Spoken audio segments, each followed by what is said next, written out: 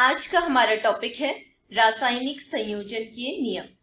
देखिए, अभी तक इस चैप्टर में हम लोग किस किस विषय में बात कर चुके हैं। हम लोग द्रव्य अर्थात मैटर को जान चुके हैं, उसकी प्रकृति को जान चुके हैं और साथ ही साथ हम लोगों ने कुछ आधारभूत राशियां और उन्हीं से व्युत्पन्न होने वाली कुछ अन्य राशियों के बारे में भी बात कर ली। ठीक है, इसके पश्चात हम लोगों ने मापन में अनिश्चितता को भी जाना और हम लोगों ने सार्थक अंक, वैज्ञानिक संकेतन तथा विमेय विश्लेषण विधियों को भी समझा।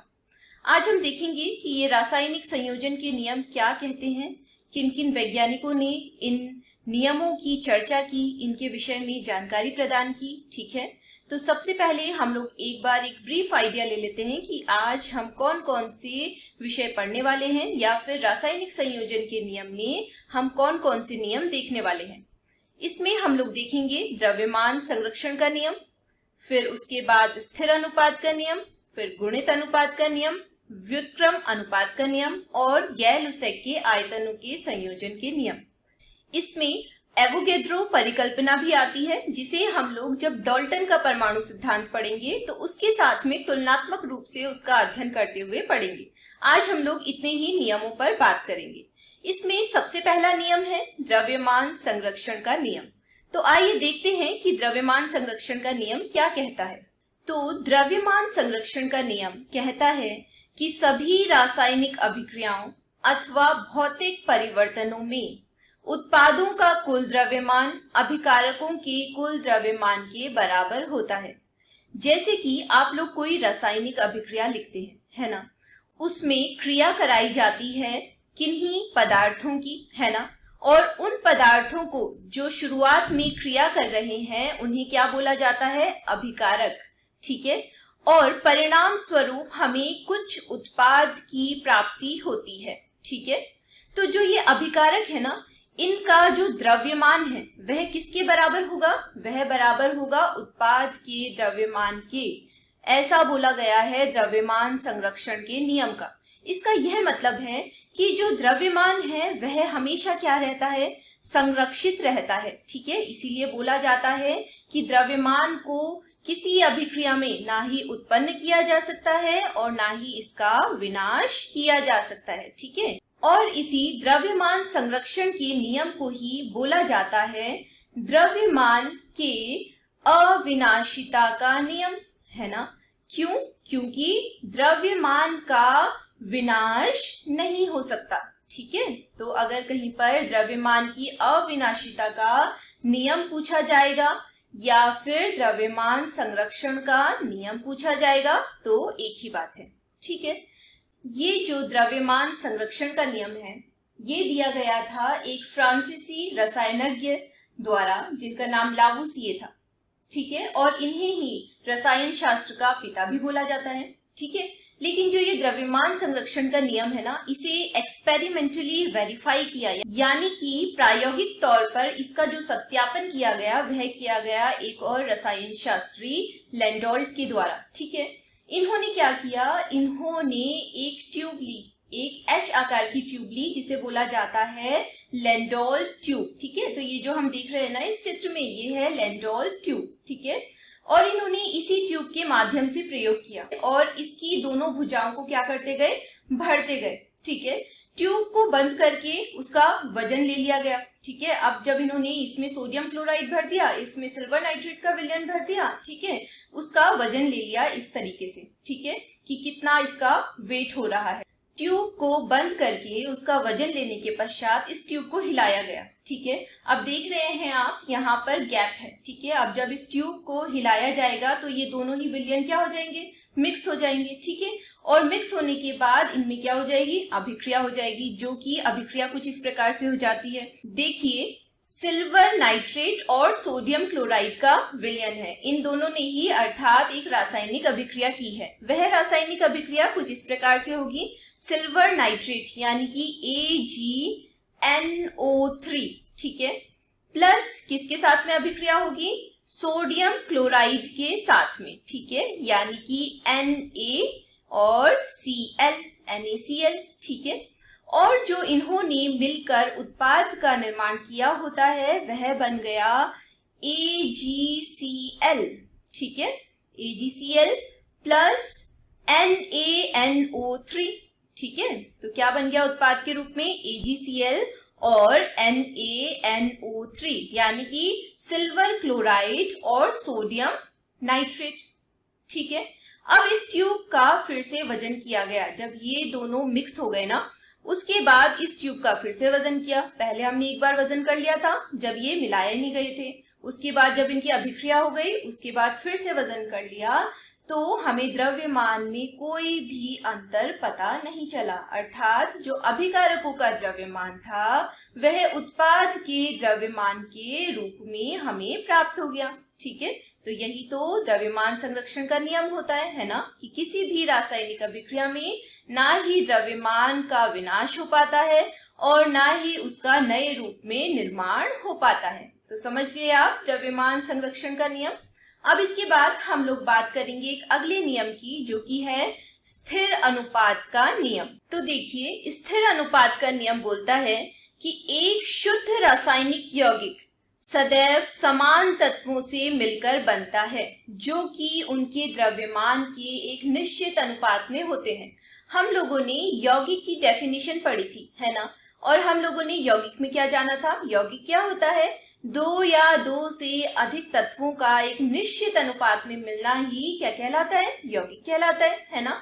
तो वही तो ये भी डेफिनेशन कहती है। स्थिर अनुपात का नियम भी सेम ही है। ठीक है, जब कोई शुद्ध रासायनिक यौगिक बनता है ना, तो उसमें जितने भी तत्व मिले होते हैं और जिस अनुपात में मिले होते हैं वह अनुपात हमेशा निश्चित रहेगा, चाहे फिर आप उसे कहीं से भी प्राप्त करो ऐसे यौगिक को। ठीक है, जैसे कि हम इसमें कुछ उदाहरण लेते हैं। इसमें हम उदाहरण लेंगे, सबसे पहला कोयले का दहन, है ना।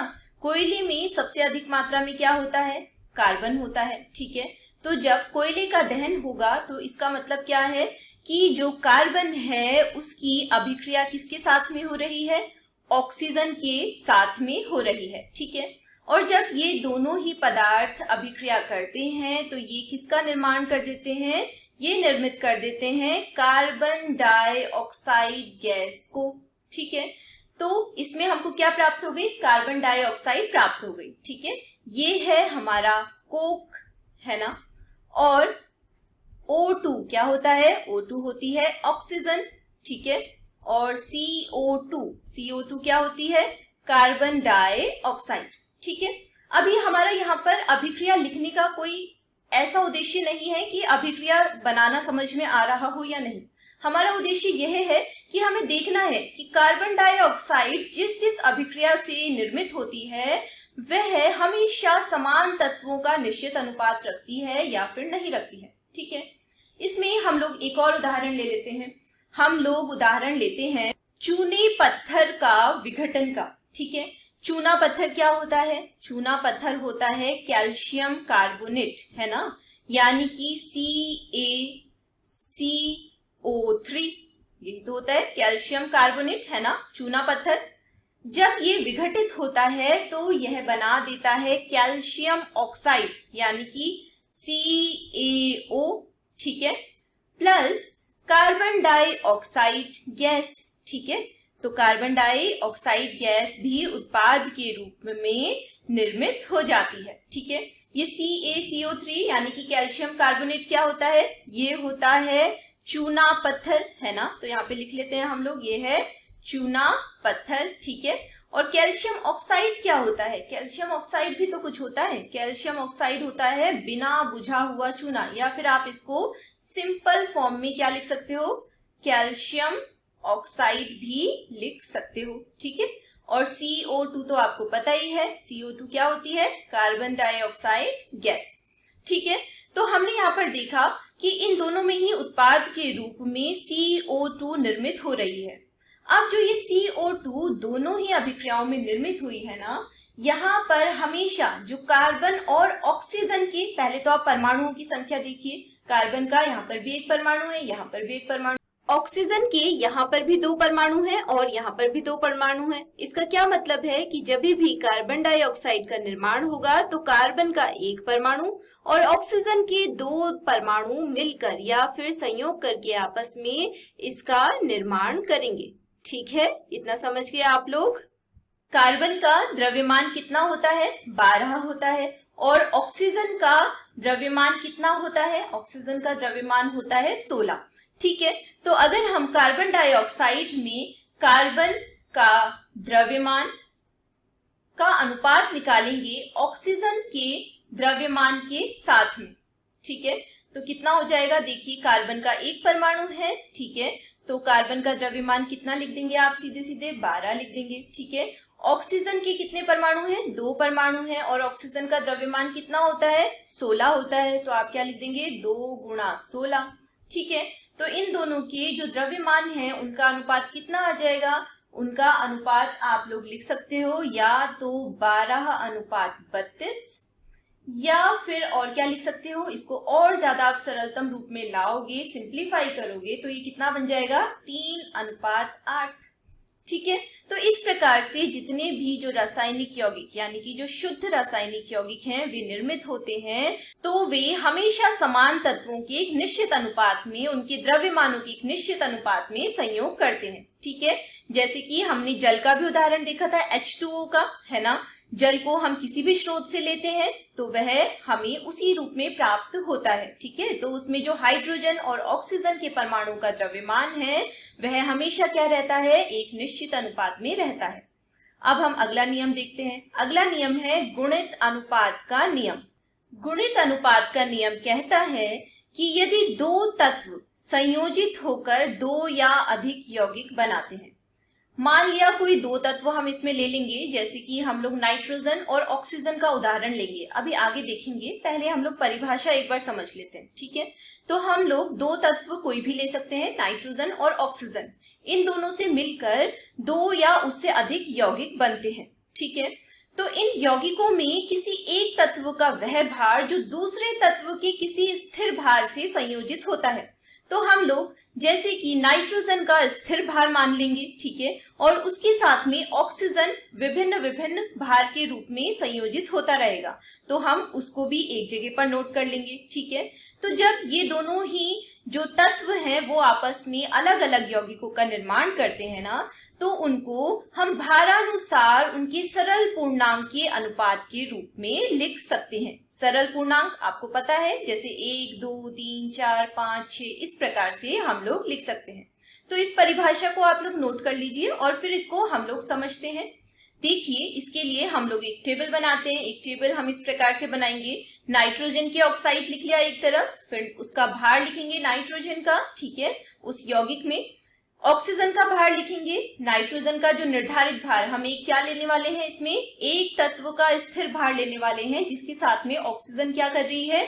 संयोग कर रही है। ठीक है, तो यहाँ पर नाइट्रोजन का निर्धारित भार लिख लेंगे और ऑक्सीजन का भार लिखेंगे जो कि नाइट्रोजन के 14 भाग से संयोजित होगी। 14 भाग क्यों? क्योंकि नाइट्रोजन का जो निर्धारित भार है वह कितना है? 14 ही है। ठीक है, तो सबसे पहले तो हम नाइट्रोजन के ऑक्साइड लिख लेते हैं। ठीक है, हम लोग सबसे पहले लिखेंगे N2O। N2O क्या होता है? Nitrous oxide. ठीक है, दूसरा हम लोग लिखेंगे नाइट्रिक ऑक्साइड, क्या होता है? NO। ठीक है, तीसरा हम लिखेंगे nitrogen try oxide. Nitrogen try oxide क्या होता है? N2O3। ठीक है, चौथा हम लोग लिखेंगे nitrogen tetra oxide. Nitrogen tetra oxide क्या होता है? N2O4। ठीक है, और फिर पांचवा हम लिखेंगे नाइट्रोजन पेंटा ऑक्साइड। नाइट्रोजन पेंटा ऑक्साइड क्या हो जाएगा? N2O5। ठीक है, अब देखिए, नाइट्रोजन का इन सारे ही यौगिकों में एक निर्धारित भार है, ठीक है, या फिर द्रव्यमान है। ठीक है, तो हम लोग एक निर्धारित भार सबसे पहले लिख लेते हैं नाइट्रोजन का, वह कितना है? वह है 14। ठीक है, तो हम 14 को स्थिर भार मानते हुए ऑक्सीजन का भार उसके साथ में निर्धारित करेंगे। ठीक है, तो देखिए हमने ये सब जगह 14 लिख लिया। ठीक है, अब देखते हैं नाइट्रोजन का भार जो इस यौगिक के रूप में अपने पास है। ठीक है, तो यहाँ पर जो क्या है, ये है नाइट्रस ऑक्साइड। नाइट्रस ऑक्साइड में N के कितने परमाणु हैं? 2 परमाणु हैं। नाइट्रोजन का निर्धारित भार कितना है? 14 है। तो 2 परमाणुओं के लिए कितना हो जाएगा? इसके लिए हो जाएगा 28। ठीक है, ऑक्सीजन का भार कितना है, यहाँ पर एक ही परमाणु है ऑक्सीजन का, तो कितना हो गया 16। ठीक है, अब साथ ही साथ इसको भी सॉल्व करते रहते हैं। ऑक्सीजन का भार जो कि नाइट्रोजन के 14 भाग से संयोजित होता है, यानी कि इसकी गणना हमने किसके साथ में करनी है, इस वाले निर्धारित भार के साथ में। ठीक है, तो अगर 16 भार का ऑक्सीजन 28 भार के नाइट्रोजन के साथ में संयोग कर रहा है, तो इसका क्या मतलब है कि अगर नाइट्रोजन का जो भार है 14 हो, तो ऑक्सीजन का भार तब कितना होना चाहिए, तब ऑक्सीजन का भार कितना हो जाएगा, 8 हो जाएगा। ठीक है, वैसे ही हम लोग देखते हैं नाइट्रिक ऑक्साइड यानी NO में। ठीक है, तो नाइट्रिक ऑक्साइड में आप देखिए नाइट्रोजन का एक परमाणु है, तो यहाँ पर तो कितना हो गया, 14 ही हो गया नाइट्रोजन का भार। ऑक्सीजन का भी एक ही परमाणु है, तो ऑक्सीजन का भार कितना हो गया, 16 ही हो गया। ठीक है, तो यहाँ पर तो ये भी क्या हो जाएगा, 16 ही रहेगा, क्योंकि निर्धारित भार की ही समान है। ठीक है, फिर देखते हैं नाइट्रोजन ट्राईऑक्साइड में। नाइट्रोजन ट्राईऑक्साइड में देखिए नाइट्रोजन के 2 परमाणु हैं। ठीक है, तो कितना भार हो गया, 28 है ना, 14 2 जा 28। ठीक है, ऑक्सीजन के कितने परमाणु हैं, 3 परमाणु हैं, 16 होता है एक परमाणु का भार ऑक्सीजन के, तो 16 3 जा कितना हो गया, 48। ठीक है, अब देखिए नाइट्रोजन का भार जब 28 है और ऑक्सीजन का भार तब कितना है, 48 है, तो अगर हम निर्धारित भार 14 को लें, तब ऑक्सीजन का भार हमें कितना प्राप्त होगा, तब होगा 24। ठीक है, वैसे ही आप इसमें भी कीजिए, किसमें, नाइट्रोजन टेट्रा ऑक्साइड में, यानी कि N2O4 में। ठीक है, इसमें देखिए नाइट्रोजन के परमाणु कितने हैं, 2 हैं, तो इसका क्या मतलब है, नाइट्रोजन का भार तो 28 हो गया, ऑक्सीजन का भार कितना हो जाएगा, 4 परमाणु है ऑक्सीजन के, यानी 16 4 जा 64। ठीक है, और इसका क्या मतलब है कि ये 14 निर्धारित भार वाले नाइट्रोजन के साथ में ऑक्सीजन का कितना भाग या कितने भार के अनुसार ऑक्सीजन इसमें संयोग करेगा, ये हो जाएगा 32। ठीक है, समझ तो रहे ना आप लोग इतना। अब देखिए, अब हम लोग बात करते हैं नाइट्रोजन पेंटाऑक्साइड N2O5 की। ठीक है, तो जो नाइट्रोजन पेंटाऑक्साइड है, इसमें नाइट्रोजन का भार 28 ही रहेगा, क्योंकि 2 ही परमाणु है नाइट्रोजन के, और ऑक्सीजन का भार कितना हो जाएगा, 16 5 जा 80। ठीक है, तो यहाँ पर कितना आ जाएगा, यहाँ पर हो जाएगा 40।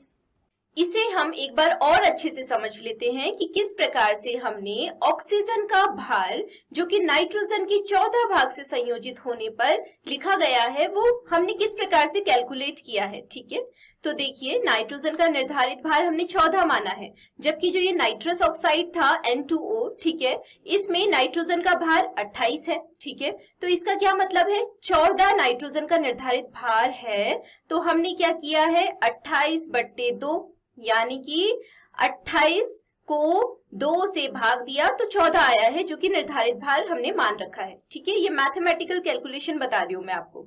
तो ऑक्सीजन का भार इस नाइट्रस ऑक्साइड में कितना है, 16 है।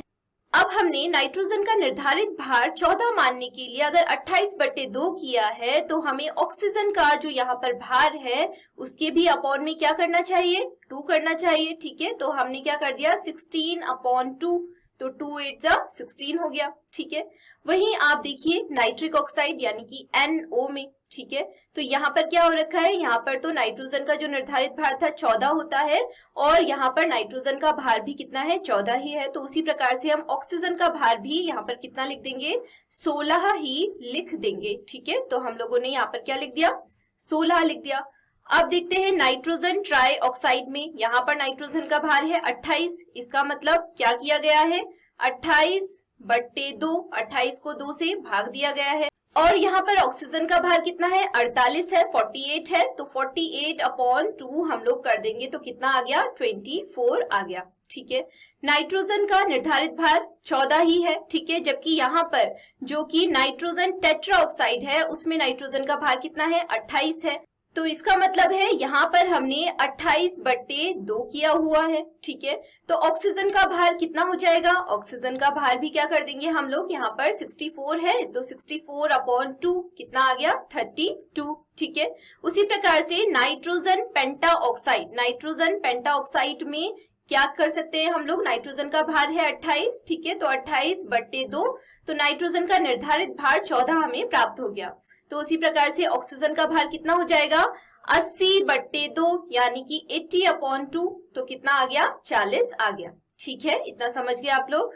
ठीक है, अब हमको इसकी गणना करनी है। ये देखना है कि इनके जो अनुपात आ रहे हैं, यानी कि समान तत्वों से बनने वाले विभिन्न यौगिक, जो कि नाइट्रोजन और ऑक्सीजन से बने हुए जो विभिन्न यौगिक हैं, ठीक है, इसमें जब एक तत्व का जो भार है वह दूसरे तत्व के निर्धारित भार के साथ में संयोग करता है ना, तो उनका जो अनुपात आता है वह क्या आता है? सरल पूर्णांक में आता है। ठीक है, तो ये 8:16:24:32:40 हो गया। ठीक है, इसको सरल पूर्णांक में आप और किस प्रकार से लिख सकते हैं?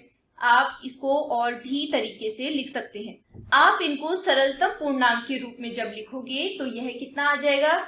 ये हो जाएगा 8 से ही सबको भाग दे दीजिए, क्योंकि यहाँ पर न्यूनतम संख्या क्या है? 8 है। ठीक है, तो 8 1 जा 8 हो गया। फिर 16 का क्या हो जाएगा? 2 हो जाएगा। 8 2 जा 16 हो गया। ठीक है, फिर 24 का क्या हो जाएगा? 8 3 जा 24 हो गया। ठीक है, फिर 32 का क्या हो जाएगा? 8 4 जा 32 और 8 5 जा 40। ठीक है, तो सरल पूर्णांकों का अनुपात आपको मिल गया। कितना अनुपात आ गया? यहाँ पर आपको अनुपात प्राप्त हो गया 1:3:3:4:5। यही बोलता है गुणित अनुपात का नियम। तो 3 नियम आप लोग समझिए, क्या क्या? द्रव्यमान संरक्षण का नियम, स्थिर अनुपात का नियम और गुणित अनुपात का नियम। ठीक है, तो इस लेक्चर में आप लोग इतना ही पढ़िए। फिर अगले लेक्चर में हम लोग अपना जो आधा पार्ट है ना, कौन कौन से नियम बचे हैं? व्युत्क्रमानुपात का नियम बचा है, और कौन सा बचा है? गैर-लुसेक का गैसीय आयतनों संबंधित नियम बचा है। उन्हें फिर हम लोग अगले लेक्चर में करेंगे। इनको आप एक बार अच्छे से समझ लीजिएगा और प्रैक्टिस कर लीजिएगा। ठीक है, तब आपको ये अच्छे से समझ में आ जाएगा। हम लोग रासायनिक संयोजन के नियम पढ़ रहे थे, है ना? उसमें से हम लोगों ने 3 नियम जान लिए थे। एक तो था द्रव्यमान संरक्षण का नियम, स्थिर अनुपात का नियम और गुणित अनुपात का नियम, है ना? आज जो हम बात करेंगे वह हम करेंगे व्युत्क्रमानुपात के नियम और गैर-लुसेक के आयतनों के संयोजन के नियम की। ठीक है, तो शुरुआत करते हैं आज के पहले टॉपिक से, जो कि है व्युत्क्रमानुपात का नियम। अब व्युत्क्रमानुपात का नियम क्या बोलता है? तो व्युत्क्रमानुपात का नियम कहता है कि वह अनुपात जिसमें 2 तत्व किसी तीसरे तत्व के एक निश्चित भार से संयोजित होते हैं। अभी इसको हम एग्जाम्पल से समझेंगे। ये आपको थोड़ा सा टफ लग रहा होगा, लेकिन जब हम इसके एग्जाम्पल्स करेंगे तो आपको समझ में आ जाएगा। ठीक है, तो देखिए, ऐसा अनुपात जिसमें 2 तत्व किसी तीसरे तत्व के एक निश्चित भार से संयोजित होते हैं, या तो वे समान होते हैं, या फिर उस अनुपात में जिसमें ये आपस में संयोजित हुए थे कि सरल पूर्ण संख्या के गुणज होते हैं। व्युत्क्रमानुपात के नियम को समझने के लिए 3 तत्व हम ले रहे हैं। एक तो है हाइड्रोजन, ठीक है, दूसरा है ऑक्सीजन, ठीक है, और तीसरा है इसमें कार्बन। तो ये जो कार्बन है, ये इन दोनों ही तत्वों यानी कि हाइड्रोजन और ऑक्सीजन के साथ में क्या करने वाला है? अभिक्रिया करने वाला है और कुछ पदार्थों के रूप में उत्पाद का निर्माण करेगा। ठीक है, इसको हम कुछ इस प्रकार से बना सकते हैं, त्रिभुजाकार रूप में इसको अभिव्यक्त कर सकते हैं। ये है कार्बन, ठीक है, और यहाँ पर हम लोग लिख लेंगे हाइड्रोजन, ठीक है, और यहाँ पर हम लोग लिख लेंगे ऑक्सीजन। ठीक है, अब इसको त्रिभुज बना दीजिए। त्रिभुज कैसे बनेगा इससे? तो हम लोगों ने यहाँ पर इसके साथ में मिलाया, कार्बन की क्रिया होगी ऑक्सीजन के साथ में और हाइड्रोजन की क्रिया होगी ऑक्सीजन के साथ में भी। ठीक है, तो देखिए, जब कार्बन और हाइड्रोजन यहाँ पर मिल रहे हैं तो ये निर्माण कर रहे हैं मीथेन का, यानी कि CH4। ठीक है, जब कार्बन और ऑक्सीजन यहाँ पर मिल रहे हैं तो ये निर्मित कर रहे हैं कार्बन डाइऑक्साइड गैस। ठीक है, जब हाइड्रोजन और ऑक्सीजन यहाँ पर मिल रहे हैं तो ये निर्मित कर रहे हैं H2O यानी कि जल। तो यहाँ पर हम लोग क्या करने वाले हैं कि कार्बन का एक भाग निश्चित द्रव्यमान के रूप में मान लेंगे। ठीक है, अर्थात कि ये हाइड्रोजन के परमाणुओं के साथ में इसका एक भाग किस प्रकार से क्रिया कर रहा है, वहीं ऑक्सीजन के परमाणु के साथ में भी कार्बन का एक भाग कितने हाइड्रोजन के भाग के साथ में क्रिया कर पाएगा, ये हम लोग देखेंगे। ठीक है, तो सबसे पहले हम लोग बात करेंगे मीथेन में। ठीक है, मीथेन क्या होता है? CH4 यहाँ पर हमको बना हुआ दिख रहा है ना। तो CH4 में हम निर्धारित करेंगे कि कार्बन का एक भाग कितने हाइड्रोजन के भाग के साथ में संयोग कर सकता है या कर रहा है। ठीक है, तो देखते हैं भारानुसार जो कार्बन का 12 भाग संयोजित होता है, क्योंकि देखिए कार्बन के एक परमाणु का परमाणु द्रव्यमान कितना होगा, 12 होगा। ठीक है, और हाइड्रोजन के एक परमाणु का द्रव्यमान कितना होता है, 1 इकाई होता है। ठीक है, तो क्या हो जाएगा, 4 परमाणुओं का 4 इकाई हो जाएगा। ठीक है, तो हम लोग यहाँ पर क्या लिखेंगे, हम लिख सकते हैं कि भार के अनुसार कार्बन का 12 भाग का संयोजन कितने हाइड्रोजन के भाग से हो पा रहा है, 4 भाग हाइड्रोजन से। ठीक है, तो इसका क्या मतलब है कि कार्बन का एक भाग हमने निश्चित मान रखा है ना, तो कार्बन का एक भाग कितने से संयोजित होगा, इसको भी लिख लेते हैं। तो हम यही लिखेंगे, भारानुसार कार्बन का एक भाग का संयोजन। अब लगाइए यूनिटरी मेथड, है ना, क्या होता है उसमें 4/12 भाग से, ऐसे ही तो होगा, क्योंकि कार्बन का 12 भाग कितने हाइड्रोजन के भाग से संयोजित हो रहा है, 4 भाग हाइड्रोजन से। तो एक भाग कार्बन का कितने भाग हाइड्रोजन से संयोजित होगा, 4/12 भाग हाइड्रोजन से। ठीक है, तो इतना समझ गए आप लोग। अब देखते हैं दूसरे वाली अभिक्रिया में। देखिए कार्बन और ऑक्सीजन ने अभिक्रिया करके कार्बन डाइऑक्साइड का निर्माण कर दिया। ठीक है, तो अब हम लोग ले लेते हैं कार्बन डाइऑक्साइड या फिर CO2 में। ठीक है, तो इसमें जब हम लोग लेंगे तो इसको हम किस प्रकार से लिख सकते हैं, सेम टू सेम ऐसे ही लिखना है। देखिए भारानुसार कार्बन के 12 भाग का संयोजन, यानी कि एक परमाणु है कार्बन का जिसका भार कितना है, 12 इकाई है। ठीक है, और ऑक्सीजन के कितने भाग से हो रहा है, 2 परमाणु है। ऑक्सीजन के एक परमाणु का द्रव्यमान या फिर परमाणु भार कितना होता है, 16 इकाई होता है। ठीक है, तो 2 परमाणु का कितना हो गया, 32 हो गया। तो कार्बन का 12 भाग का संयोजन हो रहा है 32 भाग ऑक्सीजन के साथ में। ठीक है, तो इसी प्रकार से भारानुसार कार्बन के एक भाग का संयोजन आप कैसे लिखेंगे, भारानुसार कार्बन के एक भाग का संयोजन कितने भाग ऑक्सीजन से होगा, 32/12 भाग ऑक्सीजन से, है ना, ऐसे ही तो होगा। ठीक है, अब देखिए जब हमने मीथेन में CH4 में ये चीज देखी थी तो सेम टू सेम कार्बन का एक भाग का संयोजन 4/12 भाग हाइड्रोजन से हो रहा था। ठीक है, जबकि अगर हम इधर देखें तो कार्बन के एक भाग का संयोजन 32/12 भाग ऑक्सीजन से हो रहा है। अब हम इन दोनों ही यौगिकों में यानी कि मीथेन और कार्बन डाइऑक्साइड में कार्बन की जो निश्चित भार है ना, कितने भाग में माना था हमने, कार्बन के एक भाग में। ठीक है, तो इसमें जो संयोजन हो रहा है हाइड्रोजन का और ऑक्सीजन का, तो उनके भारों का जो अनुपात है वह कितना आता है, हम लोग इसको देखते हैं। नेक्स्ट पेज में चल के करते हैं इसको। तो मीथेन और कार्बन डाइऑक्साइड में कार्बन के निश्चित भार से हाइड्रोजन और ऑक्सीजन के भारों का अनुपात आप कैसे प्राप्त करोगे, यहाँ पर कितना था, 4/12 और यहाँ पर कितना था, 32/12। तो आप देखिए इनका अनुपात करके 4/12 अनुपात 32/12।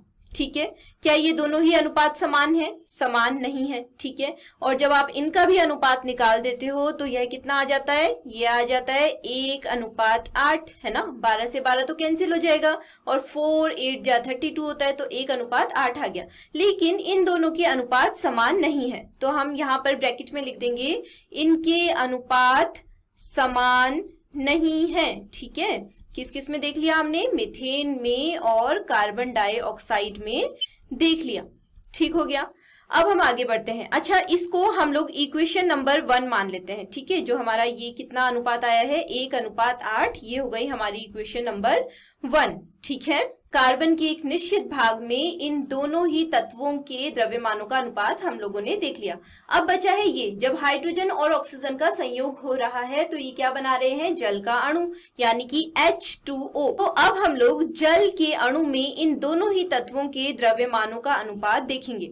तो देखिए इसमें क्या है, हाइड्रोजन और ऑक्सीजन का अनुपात क्या हो जाएगा, इसमें सीधे सीधे कर लेते हैं इसको तो हम। ठीक है, क्योंकि वहां पर तो हमें कार्बन के ही 2 अलग अलग यौगिकों के लिए चेक करना था। ठीक है, इसलिए हम लोगों ने क्या किया, कार्बन के एक निश्चित भाग में इन दोनों ही तत्वों का भार का पता किया। ठीक है, उनका अनुपात निकाला। यहाँ पर केवल जल का एक अणु है, ठीक है, हाइड्रोजन और ऑक्सीजन का संयोग है, तो इसमें हम हाइड्रोजन का द्रव्यमान, ठीक है, इसको ऐसे लिख लेते हैं, हाइड्रोजन का द्रव्यमान बट्टे ऑक्सीजन का द्रव्यमान अगर हम देखेंगे, या फिर इन दोनों के द्रव्यमानों का जब हम अनुपात देखेंगे तो कितना हो जाएगा। हाइड्रोजन के एक परमाणु का द्रव्यमान कितना होता है, 1 इकाई होता है, ठीक है। यहाँ पर हाइड्रोजन के 2 परमाणु हैं तो कितना हो गया, 1 गुणा 2, ठीक है, बट्टे या फिर अपॉन ऑक्सीजन के एक परमाणु का द्रव्यमान कितना होता है, ऑक्सीजन के एक परमाणु का द्रव्यमान होता है 16, तो ये कितना हो गया, ये हो गया 2/16, ठीक है। इसे और सरलतम रूप में जब आप लोग लिखोगे तो ये क्या बन जाएगा, तो ये बन जाएगा 1/8, या फिर इन दोनों ही तत्वों के द्रव्यमानों का जो अनुपात है, यानी कि हाइड्रोजन का द्रव्यमान का अनुपात ऑक्सीजन के द्रव्यमान के अनुपात के साथ में वह कितना हो गया, 1:8 हो गया, ठीक है। तो इसको हम लोगों ने मान लेना है इक्वेशन नंबर 2, ठीक है। एक इक्वेशन आगे मानी थी हमने, एक इक्वेशन ये हो गई इक्वेशन नंबर 2, ठीक है। तो अब हम लोग इन दोनों ही समीकरणों की तुलना करेंगे, दोनों ही इक्वेशन की तुलना करेंगे, तो लिखेंगे कि समीकरण 1 व 2 की तुलना करने पर, ठीक है, समीकरण 1 और 2 को अच्छे से देखिए और उनकी तुलना कीजिए तो आपको क्या प्राप्त होता है। तो देखिए समीकरण 1 क्या थी, 1:8 थी कि नहीं थी, थी, ठीक है। समीकरण 2 क्या है, ये भी 1:8 ही है। यहाँ पर किस किस के द्रव्यमान का अनुपात था, यहाँ पर भी क्या था, हाइड्रोजन और ऑक्सीजन के द्रव्यमानों का अनुपात था, कितना था, 1:8, किसमें, कार्बन के एक निश्चित भार से था, ठीक है। यहाँ पर हाइड्रोजन और ऑक्सीजन के तत्वों का जो द्रव्यमान है वह भी कितना है, 1:8 ही है, ठीक है। तो तुलना करने पर हमको क्या प्राप्त हो गया, हमको प्राप्त हो गया कि हाइड्रोजन और ऑक्सीजन के द्रव्यमानों का अनुपात समान रहता है, और कितना आया है, दोनों ही जगह 1:8 अनुपात 1:8 आया है, ठीक है। तो इसको हम सरलतम रूप में क्या लिख सकते हैं, 1:1 भी लिख सकते हैं। तो यही है हमारा व्युत्क्रमानुपात का नियम, ठीक है। यही तो बोलता है कि ऐसा अनुपात जिसमें दो तत्व किसी तीसरे तत्व के एक निश्चित भार से संयोजित होते हैं, या तो वे समान होते हैं या उसी अनुपात में होते हैं जिसमें ये आपस में संयोजित हुए होते हैं, और इनके सरल पूर्ण संख्या के गुणज भी हो सकते हैं, ठीक है। तो आप लोग समझ गए व्युत्क्रमानुपात का नियम, इसको एक बार अच्छे से रिवाइज कर लीजिएगा तो आपको बिल्कुल अच्छे से समझ में आ जाएगा। अब हम आगे बढ़ते हैं और दूसरा रासायनिक संयोजन का नियम जो आखिरी बचा हुआ है हमारे पास, गैल-लुसेक का गैसीय आयतनों का नियम समझने की कोशिश करते हैं, ठीक है। तो ये नियम बोलता है कि ताप और दाब की समान अवस्थाओं में जब गैसें परस्पर संयोजित होती है ना, तो उनके आयतन ऐसे हो जाते हैं कि उनमें तथा जो गैसीय उत्पाद हमें प्राप्त हो रहे होते हैं उनमें सरल पूर्ण संख्या का अनुपात होता है, ठीक है। तो इसको हम लोग छोटे से एग्जाम्पल से समझते हैं, जैसे कि अगर हम हाइड्रोजन और क्लोरीन का संयोजन करते हैं, ठीक है, तो हाइड्रोजन गैस क्या होती है, H2, ठीक है, ये गैसीय अवस्था में, क्योंकि ये गैसीय आयतनों का नियम ही है तो इसमें हम गैसों का ही संयोजन देखेंगे। तो हाइड्रोजन गैस का जब संयोजन हो रहा है क्लोरीन गैस के साथ में, ठीक है, तो ये बना देता है एक संतुलित समीकरण के रूप में, अगर हम इसको लिखें तो ये बना देता है 2HCl, ठीक है। तो क्या बन गया हमारा, हाइड्रोजन क्लोराइड फॉर्म हो गया उत्पाद के रूप में, या फिर निर्मित हो गया, ठीक है। अब देखिए हाइड्रोजन को हम द्विपरमाणुक अणु के रूप में लिखते हैं, ठीक है। तो इसका मतलब जो यहाँ पर हाइड्रोजन गैस का हमने उपयोग किया है उसका आयतन कितना है, उसका आयतन है 1 आयतन, ठीक है, या फिर इसकी इकाई के रूप में हम लिख सकते हैं, ठीक है। तो ये क्या हो गया, 1 आयतन। क्लोरीन भी एक द्विपरमाणुक अणु होता है तो इसको भी हम क्या लिख सकते हैं, इसका आयतन भी क्या है, 1 आयतन, ठीक है। उसके बाद हम देखते हैं जो उत्पाद के रूप में हाइड्रोजन क्लोराइड निर्मित हो रहा है, इसका आयतन कितना है, इसका है 2 आयतन, ठीक है। अब हमें चेक करना है कि इन तीनों का जो अनुपात आया है ना, अर्थात जो इन दो गैसों ने क्रिया की है इनके अनुपात, और साथ में किसका अनुपात, जो उत्पाद निर्मित हुआ है उसका अनुपात सरल संख्या, सरल पूर्ण संख्या के रूप में है या नहीं है। तो ये तो हमको सामने सामने नजर भी आ रहा है। कि ये क्या है, एक सरल पूर्ण संख्या के रूप में है। इनका अनुपात कितना हो गया, 1 अनुपात क्लोरीन गैस का आयतन 1 आयतन, ठीक है, और हाइड्रोजन क्लोराइड का 2 इकाई या 2 आयतन, ठीक है। तो इसका क्या मतलब है कि ये जो इन तीनों का अनुपात बना है वह किस में आ गया है, सरल पूर्ण संख्या का अनुपात आ गया है। और यही तो ये गैसीय आयतनों का नियम कहता है कि जब गैसें क्या होती हैं, परस्पर संयोजित होती हैं ताप और दाब की समान अवस्थाओं में, ठीक है, तो उनके आयतन ऐसे हो जाते हैं कि उनमें तथा गैसीय उत्पाद में भी सरल पूर्ण संख्या का अनुपात होता है, जो हमें यहाँ पर इस प्रकार से नजर आ रहा है, ठीक है। तो ये भी हमको गैसियस फॉर्म में ही प्राप्त हो रही है। एक और उदाहरण देखें, चलिए एक और उदाहरण कर लेते हैं। देखिए दूसरा उदाहरण हम लोग लेते हैं नाइट्रोजन गैस का, ठीक है। जब नाइट्रोजन गैस संयोग करती है हाइड्रोजन गैस के साथ में, इन आयतन वाली हाइड्रोजन गैस के साथ में, ठीक है, तो ये उत्पाद के रूप में निर्मित कर देते हैं 2 आयतन वाली अमोनिया गैस, ठीक है। तो अमोनिया क्या होता है, NH3, ठीक है। तो क्या किया, नाइट्रोजन गैस ने संयोग किया हाइड्रोजन गैस के साथ में और उत्पाद के रूप में निर्मित हो गई अमोनिया गैस। अब इनके आयतन लिख लेते हैं सबसे पहले। तो नाइट्रोजन गैस का यहाँ पर कितना आयतन है, एक ही तो आयतन है, क्योंकि नाइट्रोजन भी क्या होता है, एक द्विपरमाणुक अणु होता है, ठीक है। हाइड्रोजन द्विपरमाणुक अणु होता है, यहाँ पर कितना आयतन है उसका, यहाँ पर है 3 आयतन, ठीक है। और बन गया है अमोनिया गैस, ठीक है, और इसका आयतन कितना है, इसका आयतन है 2 आयतन। अब इनके जो आयतन है इनका अनुपात कर लेते हैं। तो इनका अनुपात क्या आ जाएगा, इनका अनुपात हो गया 1 अनुपात 3 अनुपात 2, ठीक है।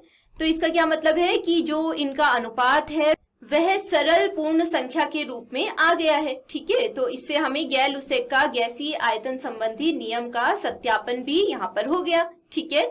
तो हमारे जितने भी रासायनिक संयोजन के नियम थे वह सभी हम लोगों ने पूरे कर लिए हैं, ठीक है। अब इसके बाद अगले लेक्चर में हम लोग बात करेंगे डाल्टन के परमाणु सिद्धांत की। तब तक इन नियमों को आप अच्छे से समझ लीजिए, जितना ज्यादा रिवाइज करोगे, प्रैक्टिस करोगे, उतना अच्छे से आप इनको समझ पाओगे, ठीक है। अपने पाठ के बाकी वीडियोस देखने के लिए गूगल प्ले स्टोर से मोबाइल एप्लीकेशन डाउनलोड कीजिए विद्यासार। आप चाहें तो हमारी वेबसाइट पर भी जा सकते हैं www.vidyasar.com। यहाँ पर आपको केवल अंग्रेजी के नहीं, विज्ञान और गणित के वीडियोस भी देखने को मिलेंगे। तो फिर बाकी वीडियोस के लिए मोबाइल एप्लीकेशन पर मिलते हैं।